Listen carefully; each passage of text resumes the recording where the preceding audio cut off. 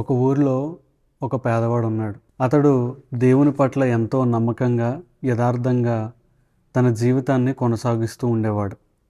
ఒకరోజు తన యథార్థతను చూసిన దేవుడు ఆ వ్యక్తిని ఒక ఉద్యోగంలో నియమిస్తాడు. ఆ ఉద్యోగంలో నియమించిన తర్వాత ఆ వ్యక్తి ఆ ఉద్యోగంలో ఎంతో నమ్మకంగా పనిచేస్తూ ఉంటాడు. ఆ సమయంలో ఆ ఉద్యోగంలోనే మరొక వ్యక్తి ఇతని మీద అధికారిగా ఉన్నాడు.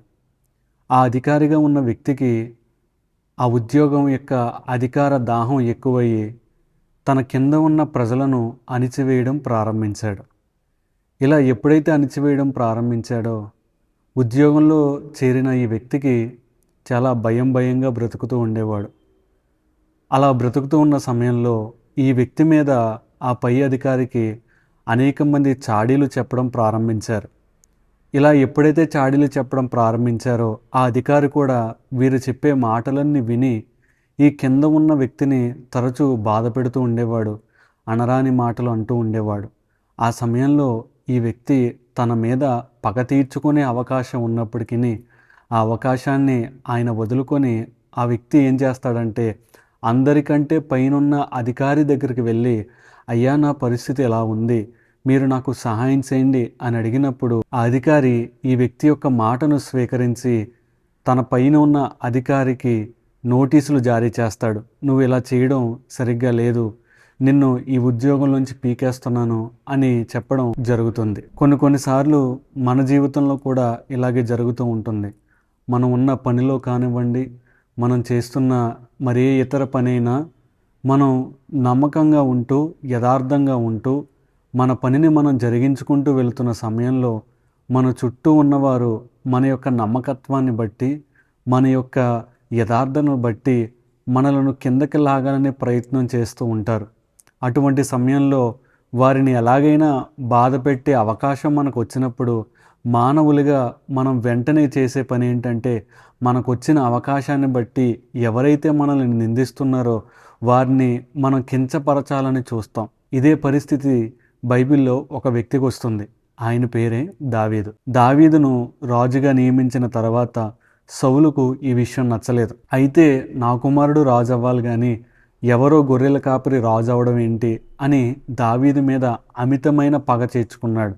ఈ అమితమైన పగ చేత దావీదు ఎప్పుడు దొరుకుతాడా, చంపేద్దాం అన్న ఆలోచనలో ఉన్నప్పుడు ఈ సౌలు చుట్టూ అనేక మంది చెప్పుడు మాటలు చెప్పేవారు ఉన్నారు. అందులో ఒకడు కూషు అను బెంజామీయుడు. ఇతను ఏం చేసేవాడంటే దావీదు సౌలు నుండి పారిపోయిన తర్వాత దావీదు ఎక్కడెక్కడున్నాడో ఏం చేస్తున్నాడో అని ప్రతీదీ ఈ సౌలుకి చెప్తా ఉండేవాడు. ఎందుకయ్యా అంటే సౌలుకి దావీదు గురించి చెప్పే ప్రతిసారి చెప్పిన వ్యక్తికి బహుమతులు ఇస్తూ ఉండేవాడు. ఈ కారణం చేత ఈ దావీదును బట్టి ఈ కూషు ఏం చేసేవాడంటే తరచుగా దావీదు గురించి లేనిపోనివి ఉన్న మాటలు దావీదు గురించి సౌలుకు చెప్పడం ప్రారంభించేవాడు. ఇదే విషయాన్ని మనం సమూయేలు మొదటి గ్రంథం 22వ అధ్యాయం 6వ వచనంలో మనం చూడగలం. ఇటువంటి పరిస్థితులలో దావీదుకి అవకాశం వచ్చినప్పటికీ ఆ అవకాశాన్ని దావీదు ఉపయోగించుకోలేదు. ఎందుచేతన దావీదు ఉపయోగించుకోలేదు? మన పరిస్థితి కూడా అనేక మార్లు ఇలానే ఉంటుంది. దేవునిలో నమ్మకంగా బ్రతుకుతాం, యథార్థంగా ఉంటాం. ఆ దేవుడు మనలను చూస్తున్నాడని మన పనిలో మనం నమ్మకంగా ఉంటాం. ఆ సందర్భంలో మన చుట్టూ ఉన్నవాళ్ళు మనకి కిందకి లాగాలని చూస్తారు. అటువంటి పరిస్థితులలో మనం ఎలా స్పందించాలి, అటువంటి పరిస్థితుల్లో దావీదును చూసి మనం ఏం నేర్చుకోవచ్చు అన్నది ఈరోజు మనం దేవుని ద్వారా నేర్చుకునే ప్రయత్నం చేద్దాం.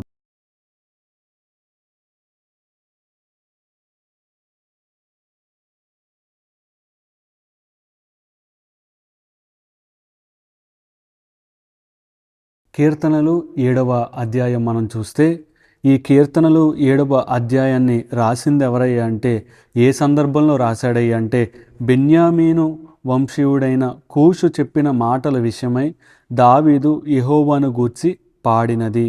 ఈ అధ్యాయం ప్రారంభంలోనే ఇది ఎందుకు రాయబడింది అని అక్కడ ఇంట్రడక్షన్గా మనకు కనబడుతూ బెన్యామీను వంశస్థుడైన కూషు చెప్పిన మాటల విషయమై మనం ప్రారంభంలోనే చెప్పుకున్నాం.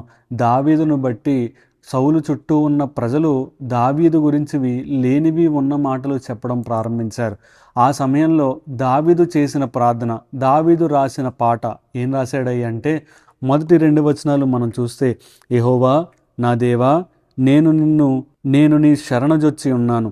నన్ను తరుమువారి చేతిలో నుండి నన్ను తప్పించుము.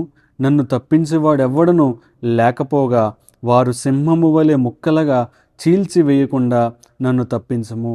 ఇక్కడ ప్రారంభంలో చెప్పుకున్నట్లుగా కూషు అనే వ్యక్తి దావీదు మీద లేనిపోని మాటలు చెప్పడం ప్రారంభించారు. ఎప్పుడైతే కూషు దావీదు గురించి అబద్ధాలు చెప్పడం ప్రారంభించారో, మనం గుర్తుంచుకోవాల్సిన విషయం ఏంటంటే, సౌలు ఆ అబద్ధాలు నమ్మడం ప్రారంభించాడు. ఈ కూషుకి ఈ బహుమతుల మీద పిచ్చి కలిగిన వాడు. ఆ కారణం చేత దావీదు గురించి లేనిపోని మాటలు చెప్పడం ప్రారంభించాడు. ఆ సందర్భంలో సౌలు ఆ మాటలు విని దావీదు మీద అమితమైన ద్వేషం పెంచుకున్నాడు. ఇటువంటి సందర్భాలు కూడా మన జీవితంలో ప్రారంభమవుతాయి. దేవుణ్ణి నమ్ముకున్న తర్వాత దేవునిలో యథార్థంగా నమ్మకంగా మనం ఉంటున్నప్పటికీ మన పనిలో కానివ్వండి, మనం చేస్తున్న ప్రయాణంలో కానివ్వండి, అనేక మంది మన యొక్క నమ్మకత్వాన్ని బట్టి, యథార్థతను బట్టి మనలను ప్రతిసారి కించపరచాలని చూస్తారు.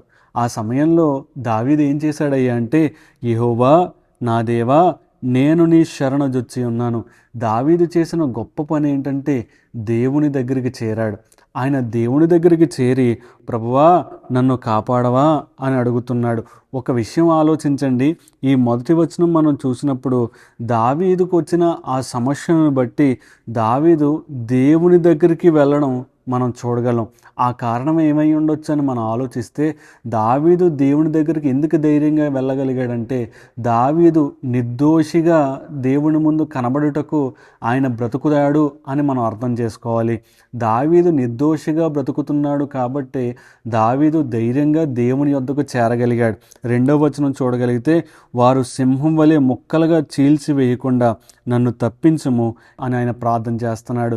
దావీదు ఒకసారి తన తండ్రి గొర్రెలు మేపుతున్న సమయంలో ఒక బలమైన ఎలుగుబంటి ఆ దావీదు గొర్రెల మీదకి దాడి చేసినప్పుడు దావీదు ఆ ఎలుగుబంటిని సహితం చంపినట్లుగా మన సమూయేలు మొదటి గ్రంథం 17వ అధ్యాయంలో చూడగలం. ఇంత ధైర్యం కలిగిన దావీదు సౌలు తరుముకొస్తుంటే దావీదు భయపడుతున్నాడు. తాను సింహం వలె మొక్కలుగా చీల్చివేయకుండా నన్ను తప్పించు ప్రభువా అని అడుగుతున్నాడు. ఎందుకు ఇంతలా బాధపడుతున్నాడు అని మనం చూస్తే, నేను నమ్మకంగా ఉన్నాను కదా, దేవుడు ఇంకా నా ప్రార్థన వినడం లేదేంటి అని దావీదు ప్రార్థన చేయడం మనం చూడగలం. మన జీవితంలో కూడా ఇటువంటి సందర్భాలు ఎదురవుతూ ఉంటాయి. మనం నమ్మకంగానే ఉన్నాం, యథార్థంగానే ఉన్నాం, కానీ దేవుడు మనలను పరీక్షిస్తున్న వేళ మన చుట్టూ ఉన్నవారు అనేక మాటలు లేనిపోనివి మన చుట్టూ మాట్లాడుతూ ఉండగా మనం వింటూనే ఉంటాం. ఒకానొక సందర్భంలో దావీదు తనకు తాను ఒక చనిపోయిన కుక్కగా, చనిపోయిన పేనులాగా, ఎగిరిపోతున్న పక్షిలాగా మనకు కనబడుతూ ఉంటాడు. ఇటువంటి విషయాలను దావీదు జీవితంలో చూసి మనం ఏం నేర్చుకోవచ్చయ్యా అంటే, అనేక మంది దావీదును గురించి లేనిపోని మాటలు చెప్తున్నప్పటికీ కూడా దావీదు దేవుని దరికి చేరారు. మన పరిస్థితి ఎలాగున్నా మనం దేవుని పట్ల న్యాయంగా యథార్థంగా బ్రతుకుతున్నప్పటికీ, మన చుట్టూ పరిస్థితులు ఎలాగున్నప్పటికీ, మనకు వచ్చిన శోధనను బట్టి మనం దేవుని దగ్గరికి వెళ్ళవలసిన వారమై ఉన్నాం. 3వ వచనం మనం చూస్తే, యెహోవా నా దేవా, నేను ఈ కార్యము చేసిన ఎడల, నా చేత పాపము జరిగిన ఎడల, నాతో సమాధానముగా నుండిన వానికి నేను కీడు చేసిన ఎడల, శత్రువు నన్ను తరిమి పట్టుకొననిమ్ము, నా ప్రాణమును నేను నేలకు అనగద్రొక్కనిమ్ము, నా అతిశయస్పదమును మంటిపాలు చేయనిమ్ము, నిర్నిమిత్తముగా నన్ను బాధించు వారిని నేను సంరక్షించితిని కదా. ఇక్కడ దావీదు 3వ వచనం నుండి 5వ వచనం వరకు చూస్తే ఆయన ఏం చేస్తున్నాడంటే, తన యథార్థతను దేవుని యొద్దకు వచ్చి ప్రార్థన చేస్తున్నాడు. మొదటి 2 వచనాలు ఆయన ప్రార్థించాడని చెప్పుకున్నాం.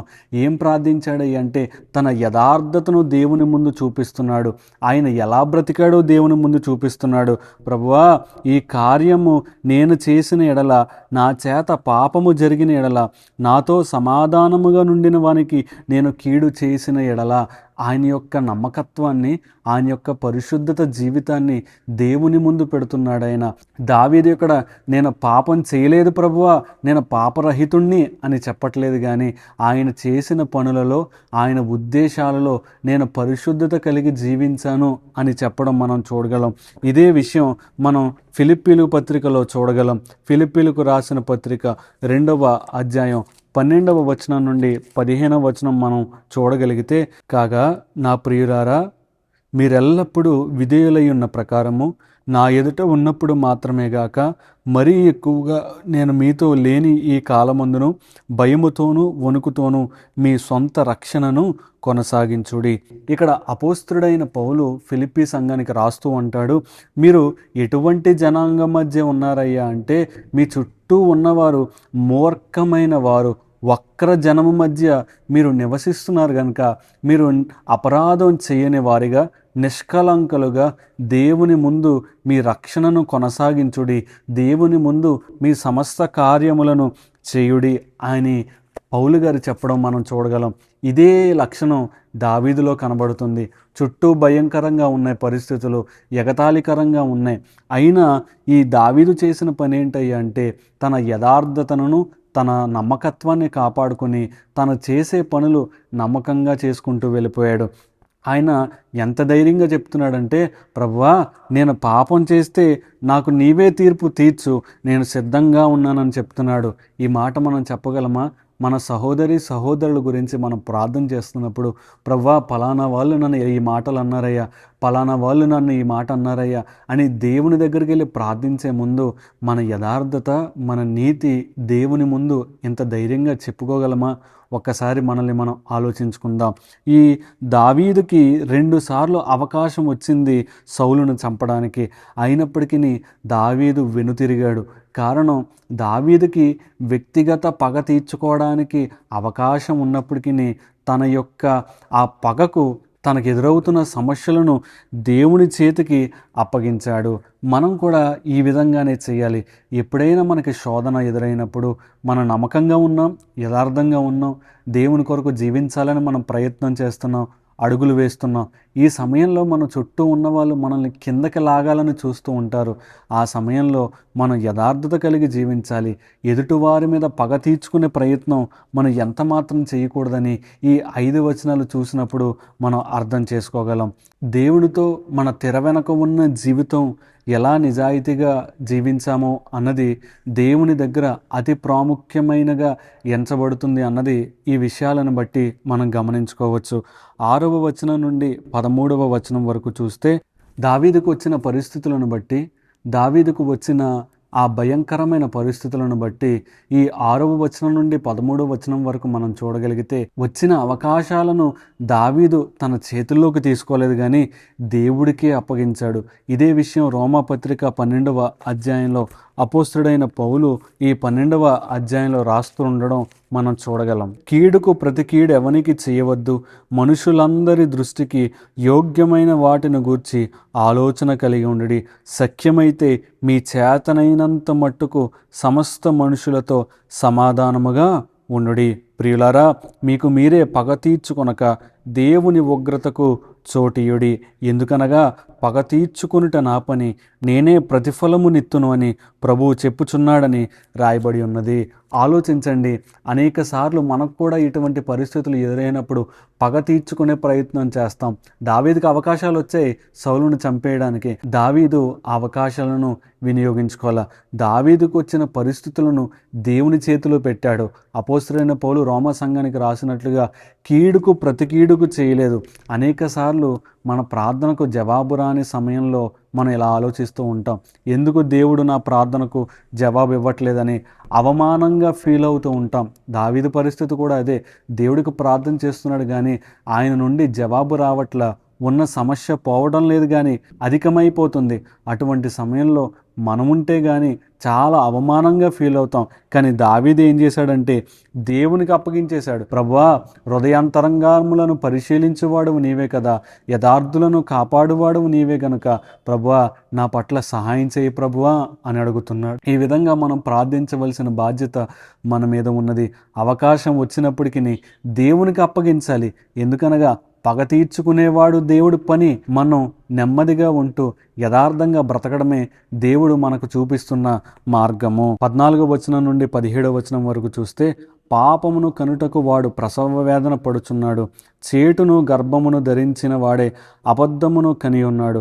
వాడు గుంట త్రవ్వి దాని లోతులో చేసి ఉన్నాడు, తాను త్రవ్విన గుంటలో తానే పడిపోవును. ఈ చివరికి వచ్చినప్పుడు మనం అర్థం చేసుకోవాల్సిన విషయం ఏంటంటే, ఎవరైతే మన గురించి చెడ్డగా మాట్లాడుతున్నారో, ఎవరైతే లేనిపోని మాటలు మన గురించి చెప్తున్నారో, వారు ఎలాగైతే చెప్తున్నారో తిరిగి వారి మీదకే వస్తుంది అని ప్రార్థన చేస్తున్నాడు. ఇక్కడ బైబిల్లో ఇలాంటి విషయాలు చాలా కనబడతాయి. ఫరో ఆ చిన్నపిల్లలందరినీ చంపేయమన్నప్పుడు ఎలాగైతే చంపేయమన్నాడో దేవుడు కూడా ఆ ఫరో రాజ్యంలో ఉన్న చిన్నపిల్లలందరూ చనిపోయేటట్టు చేశాడు.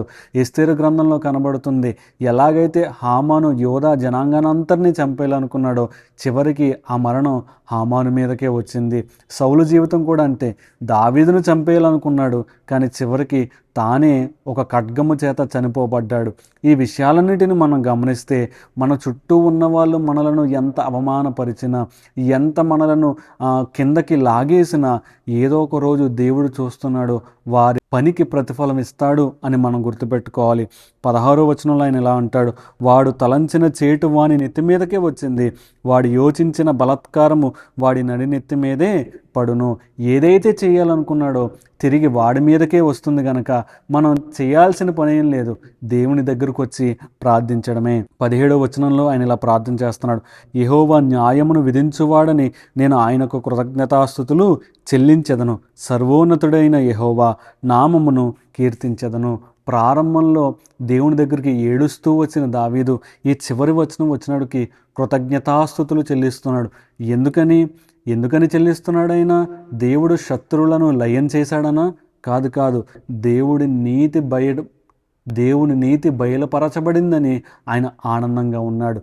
ఒక నిజమైన విశ్వాసి లోకంలో ఉన్న పాపులందరి మీద దేవుని తీర్పు వస్తున్నప్పుడు ఆనందించేవాడిగా ఉండడు, కానీ ఆయన నీతి బయటపడిందని సంతోషంగా ఆయనకు కృతజ్ఞతాస్తుతులు చెల్లించేవాడిగా ఉంటాడు. ఈ అధ్యాయం మొత్తం మనం గమనించినప్పుడు మనం నేర్చుకోవాల్సిన విషయం ఏంటంటే, మన పరిస్థితులు ఎంత దయనీయంగా ఉన్నా మనం దేవుని దగ్గరికి చేరాలి. మనం దేవుని దగ్గరికి చేరి మన యథార్థతను కాపాడుకోవాలి. ప్రభువా, నేను యథార్థంగా జీవించాను అని చెప్పగలిగే అంత విశ్వాస జీవితంలోనికి మనం రావాలి. మూడవదిగా, దేవునికి మన పరిస్థితిని అప్పచెప్పాలి.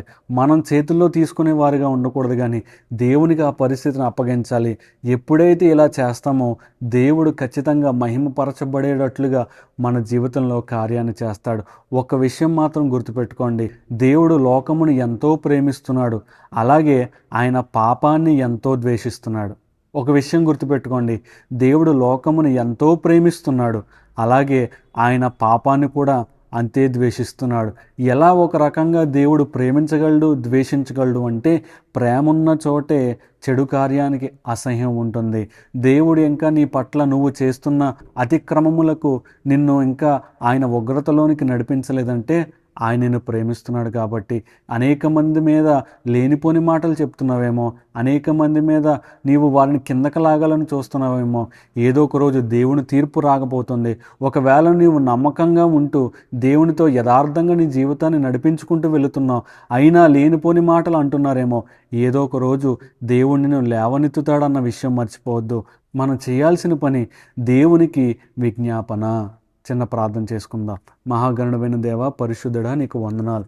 ఈరోజు మాతో మాట్లాడిన దేవా, మా పరిస్థితులలో మేము యథార్థంగా నమ్మకంగా ఉన్నప్పటికీ మా చుట్టూ ఉన్న చెప్పుడు మాటల చేత మేము ఎంతో బలహీనపడిన వేళ ఈరోజు మాతో మాట్లాడావు ప్రభువా. మేము మీ దగ్గరికి వచ్చి ప్రార్థన చేయాలి, మీ చేతులకు అప్పగించాలి, మా యథార్థతను మేము కాపాడుకోవాలి. అప్పుడు మీరు మహిమపరచబడే రీతిగా మా జీవితాల్లో కార్యాలు చేస్తారు అని మాట్లాడిన దేవా, నీకు నచ్చినట్లుగా బ్రతికి యథార్థంగా నమ్మకంగా ఉంటూ ప్రభువా నీ కొరకు జీవించటం మాకు నేర్పించమని యేసు నామమున అడుగుచున్నాం మా పరమ తండ్రి. ఆమేన్. Praise the lord.